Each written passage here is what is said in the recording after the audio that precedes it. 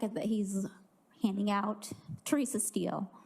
That is an email that I sent out to each of you yesterday, and a one-page list of amendments that I would like you to consider to attach to this bill. I'm just going to read my testimony. So, Chair and members of the committee, thank you for the opportunity to speak today. My name is Theresa Steele, and I live in Steuben County. My background is in business and engineering, and part of my work involved failure analysis, a discipline focused on prevention, identifying weak points, and understanding long-term consequences before they become costly problems. That lens shapes how I evaluate any major project, including the proposal before you today. I want to be clear that I'm not opposed to growth. I'm not opposed to development. I am opposed to rushing into a project of this scale without full information, transparency, or a clear understanding of who bears the long-term costs. HB 1038 creates a pathway for relocating the Ohio County riverboat license to one of 4 inland counties, including mine. But the bill leaves out several critical components that communities need in order to make an informed decision. First, the fiscal impact statement does not identify who pays for off-site infrastructure.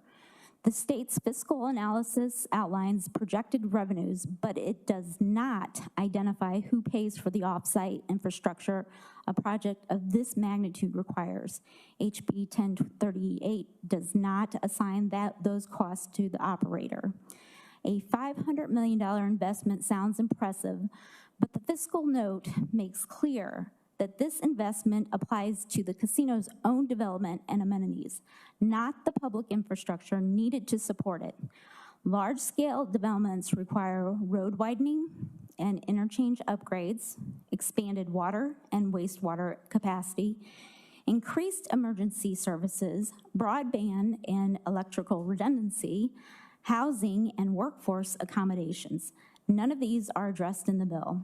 These are not optional upgrades. They are prerequisites for safe functional operation. And without statutory requirements, those costs fall on local taxpayers. Second, revenue does not arrive for years, but costs begin immediately. According to the fiscal impact statement, even under the most optimistic timeline, a casino would not begin generating revenue until the fiscal year 2028 to 2030. Local governments, however, would face infrastructure, staffing, and service demands long before that. This time gap matters for rural counties already facing workforce shortages, housing shortages, emergency service strain, aging infrastructure. We cannot spend money we do not yet have. Third, the state's own analysis acknowledges revenue displacement. The fiscal note explicitly states that revenue at a new casino would be partially displaced from other Indiana casinos and racinos. It also notes losses to the South Bend Tribal Casino and reductions in revenue sharing. This means the projected revenue is not new economic activity. It is redistribution. Gains in one county come with losses in others. That is not stable foundation for long-term planning. Fourth, the referendum is advisory, not binding. The fiscal note confirms that the referendum is not binding. The Indiana Gaming Commission may consider the vote, but is not required to follow it. If residents are being asked to vote, they deserve transparency about what their vote does and does not guarantee. Fifth, communities deserve balanced, transparent communication. In my county, taxpayer-supported organizations are already promoting one side of this issue through sponsored advertising. At the same time, residents' questions and comments, including my own, have been removed from the public pages. This is not how trust is built. When public dollars are involved, communication must be balanced, factual, and transparent. Residents deserve the full picture, not a sales pitch.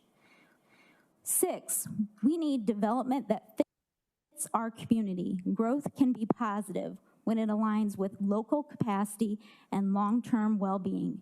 In Steuben County, our strengths are outdoor recreation, natural attractions, family-friendly tourism, and small business development.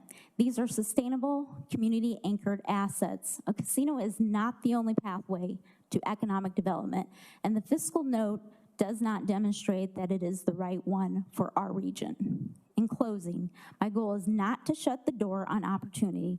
My goal is to ensure that decisions of this magnitude are made with full information, clear expectations, and honest accounting of long-term costs.